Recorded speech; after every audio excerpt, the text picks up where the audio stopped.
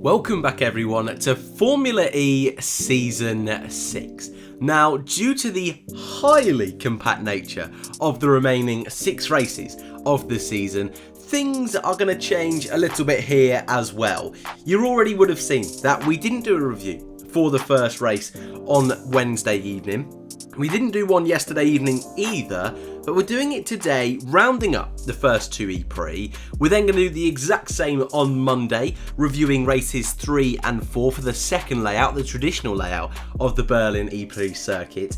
And then on Thursday, is it the final 2 pairs of racing? We'll do the same thing again. So it'll be 3 videos instead of 6. We've also got a hell of a lot of Formula 1 content on at the moment as well, with the 70th anniversary Grand Prix this weekend. We've got the Spanish Grand Prix next weekend. I've also got to throw in what I'm doing away from YouTube content at the moment. So things are a little bit chaotic. So apologies if this isn't quite the normal standard or style is probably a better way of putting it of our Formula E content. It's going to be more like the Formula 1 race review style format, and to be totally honest, more of a podcast style format. So hopefully that's okay with you lot. That's how it's going to be for the next few weeks, and then we're going to try and up the tempo next year, just like we did with the Formula 1 content this year. Go up that next level, make that next step, and I've got some exciting things in the pipeline for Formula E Season 7. But today, we've got to finish off Season 6. 9 days, 6 races, 3 circuits, 1 champion. That's the motto Formula E is going for. I quite like it. And going into these 6 races, we knew realistically there was about 6 or 7 potential drivers that were going to be able to give this championship a really good shot. Costa had a comfortable lead, nothing too crazy, but about, I think it was 9-10 points off Mitch Evans, looking comfortable. After this weekend, those contenders pretty much go down to 1. Costa absolutely smashed it all weekend. One of the most, if not the most dominant back-to-back performance I have ever seen in Formula E. And it already, with 4 races to go, looks like Costa could be champion. And those hundreds of what seemed like title contenders, like I say, almost down to 1. A lot of the big hitters having really difficult I'm going to call it weekend. It's going to be a pain. Apologies. But a lot of the big hitters, Gunter, Sims, those 2 BMW drivers, Mitch Evans, all failing to score at all. Costa winning both races, pole position in both races, winning group qualifying in race 1, meaning he missed out on maximum points by 3 points. Didn't get fastest lap in either race either, which is just insane. And what's even crazier is that Costa's points alone is more than any of the other teams have in the constructors' standings, which is just insane, the ability of this driver this weekend. As you can probably already tell, this isn't a scripted video this time out, but what I'm going to do is start off talking about race 1. We'll then talk about race 2, have a little discussion about the constructors' standings, the drivers' standings, and then we'll leave that there, have a little look forward to the next 2 races. But where we will start, of course, is race 1. And as always, we will start with our highlights from the first Berlin E-Prix of 2020. Green in Berlin.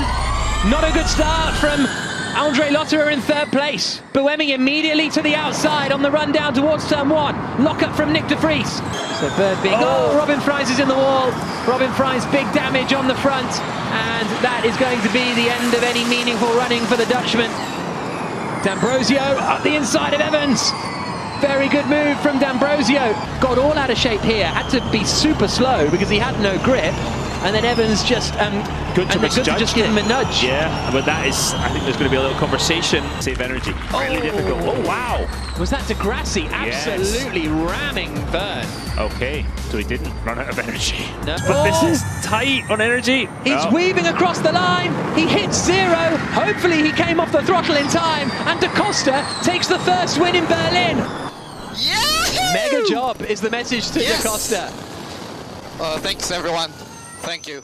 An easy win for Costa, his 2nd in a row What a drive from the Portuguese driver. His teammate Jean-Eric Vergne, not so lucky, of course, as you would have seen then, running in those top two positions for so much of the race, dropping back off at the end, contact with Grassi, out of the points, and already Jev looked like he was way out of contention for a title, and he really did need something special. We saw that exact thing happen last year. Way out of a title hunt, won in Monaco, won a little bit later on in Switzerland, ultimately winning the title a few rounds later in New York. So he needed big points this time out. No point in the first race, 1 point in the second race. And the man that has been the team leader at that team for so long, that power seems to be slipping away. Really not happy this weekend, getting a bit frustrated on team radio, and you can't blame him. Costa, I think he was already a bit worried with him coming into the team, replacing, of course, Jev's great friend in Lottera.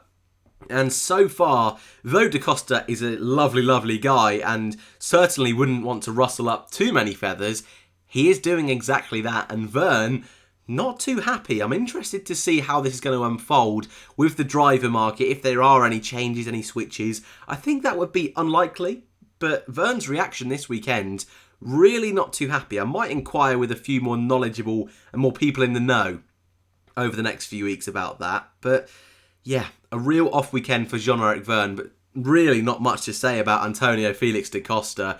Again, nailed it in practice, nailed it in qualifying. In the race, did a really unique way through attack mode in race 1 and race 2.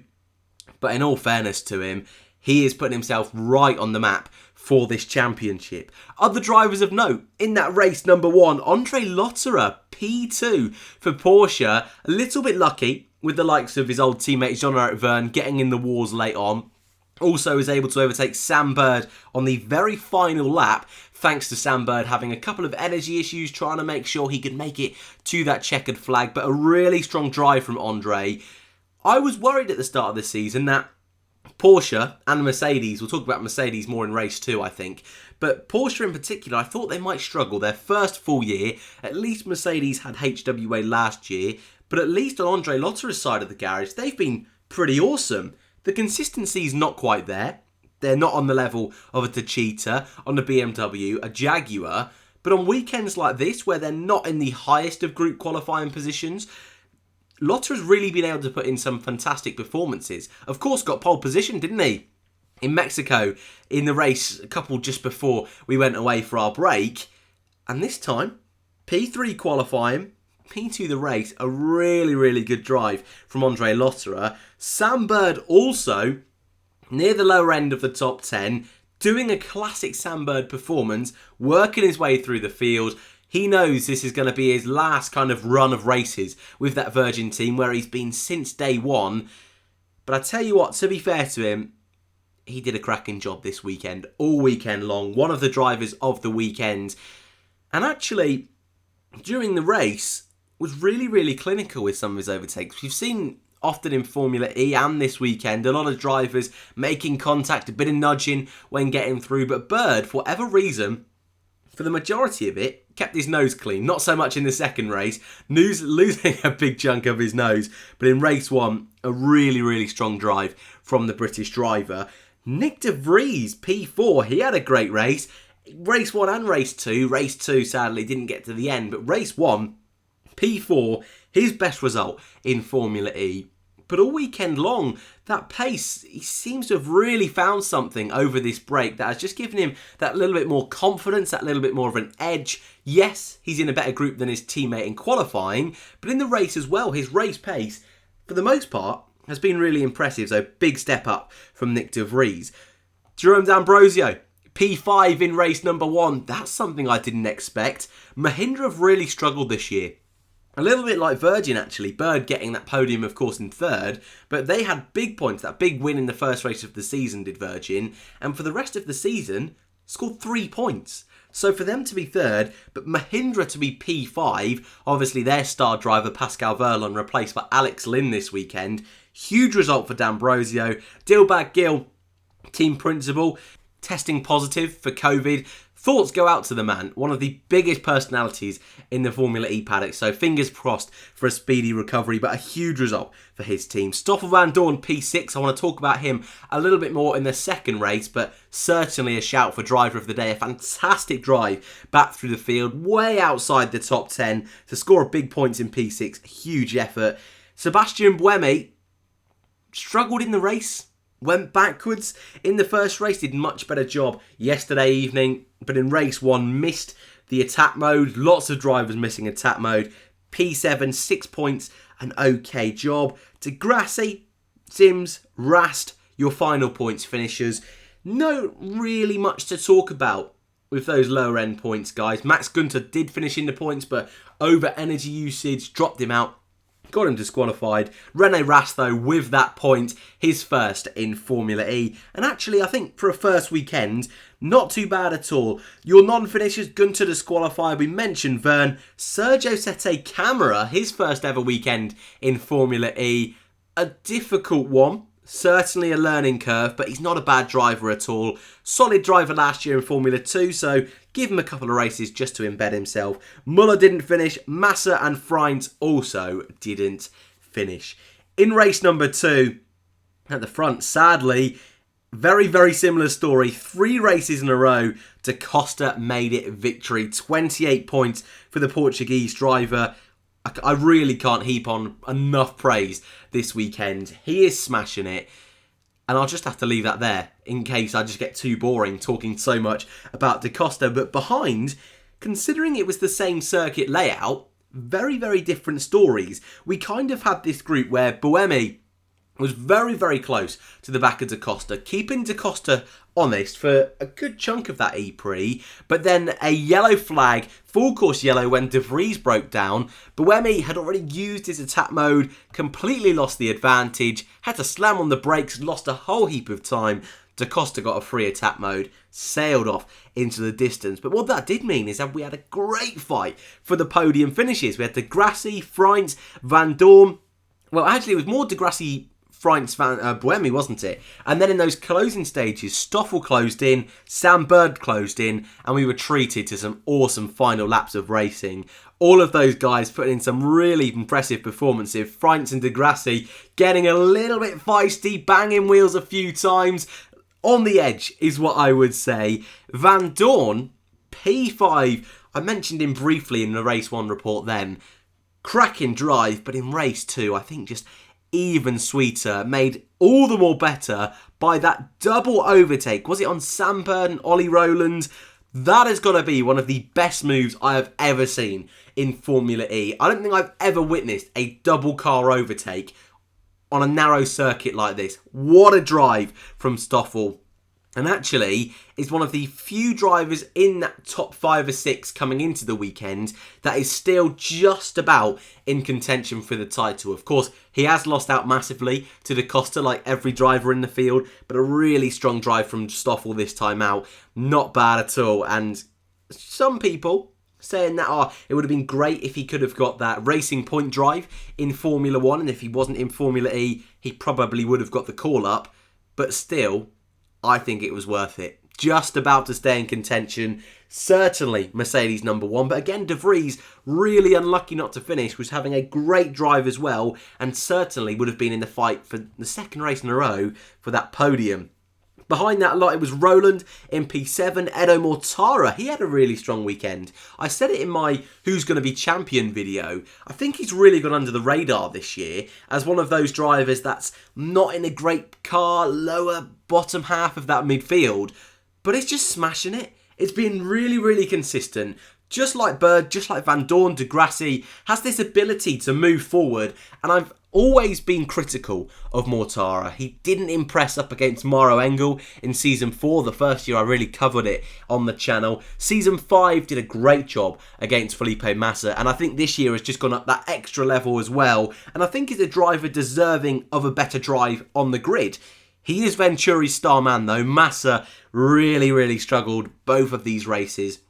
And whether he'll stay in Formula E long term, I'm not too sure. But Mortara, Venturi have got a really solid driver there. And if they can build a really strong package around Edo Mortara, could be a surprise over the next couple of years. So a bit of love for Edo Mortara. Andre Lottera got 2 points, not as strong as that first race, but more points for Porsche, building up a strong charge now, I guess, in the Constructors and Lottera's Drivers' Championship. And Jean-Eric Vergne, P10, his only points of the weekend. Shout out just a little bit further down, Alex Lynn, P11 for Mahindra, third in qualifying. That car's got no right to be third in qualifying, but just fell backwards in the race, had no real turn of pace. Other stories that I've kind of glossed over in this report so far. Mitch Evans was second going into this weekend. Come away with no points. Struggled in both qualifying. Both Jaguars struggled in qualifying. It's a circuit where last year they did okay on the normal layout, and they will hope that going into the next 4 races they're going to have a strong package with a slightly different layout. But it's just not looking good. Absolutely nowhere this weekend. Evans already not looking like he's going to have any kind of momentum to get forward in the championship. To be fair, was having a strong drive in the first race. Contact with Gunther after fighting with Sebastian Boehme put him out of the points. But still, you've got to have that consistency in Formula E. And so far since the return, Jaguar really haven't had it. Daniel Abt, of course, he is back, though he never really left. Anyway, he's with Neo. An okay start to the weekend. I think outperformed by Oliver Turvey. That is to be expected. But in race 2, did finish ahead of Oliver Turvey, despite the fact Turvey qualified ahead of Daniel Abt. But he's in the Neo. They're both in the Neo. It's always going to be really hard to judge those guys. Camera had a much better drive in race number 2, finishing 17th, splitting the 2 Neos. Sims 19th. Might as well end up on BMW before we talk about drivers and constructors, because BMW were the team I was confident would be able to really put a good push and a good championship hunt onto Costa. And I felt with there being 2 drivers, that's going to really help BMW push and maybe hurt Techeetah if Vergne couldn't get up to speed. Well, it turns out Vergne couldn't quite get up to speed, but he was still way better than either BMW driver. No points for Gunther. Just a couple for Sims. I mean, at the beginning of the year, coming into this weekend, like I say, I was convinced they were going to have a good run of it. And really, they're now way out of it. They really are. And that's probably a good place to move over to the drivers' standings, just so you can get a picture of the dominance Da Costa has been able to assert himself with. Over 50 points this time out. Just insane. Actually thinking about it, has almost got as many points as the Grassi and Vandoorne, Evans and co. in just this weekend alone. 125. Ridiculous. You can see, though, that the rest of the order, from De Grassi on 57 all the way down to even Roland on 36, just 21 points between them. The rest of the championship is ridiculous. Mortara also on 36. The rest of it is just so ridiculously close. Is more what we're used to in Formula E. And I think that's why Da Costa is just getting so much praise across the board at the moment. Because Formula E is just so unpredictable. But the consistency of that Techeetah with Da Costa is just unheard of, unparalleled. Vergne down in 12th place. Our double back-to-back champion, I think it's more than fair to say, will be losing his crown this time round. Freund up to 14th after a strong performance in race number 2. Furline still hanging in there in P15. He's, of course, moving on to what we think is going to be Porsche. And in the team's championship, you can kind of see what I mean now. Da Costa's points alone, 125. BMW, who are second in the constructors, just on 92. Nissan move up to third, 88 for them. Mercedes actually dropped backwards down to 4th. They're on 87 points, but again, so close in that constructors. Neo, the only team yet to score. Again, apologies if this is a little bit different. It's constant videos, constant content at the moment. So I'm trialing this more podcast, chilled out vibe, kind of like we do with the middle of the Formula 1 race report. I may change it up for the next couple of weekends. Just try a few different things heading into next season. I don't know, but I'd love to know your feedback in the comment section down below. Like if you enjoyed will help me understand if you do, but dislike if you didn't. Will give me a good idea on where we sit with this. Hopefully, you love the return to Formula E as much as I did. Next race is Saturday and Sunday, so goodness me, have we got a bunch of racing this weekend, but I can't wait. Thank you all very much for watching, and I hope to see you all in the next one.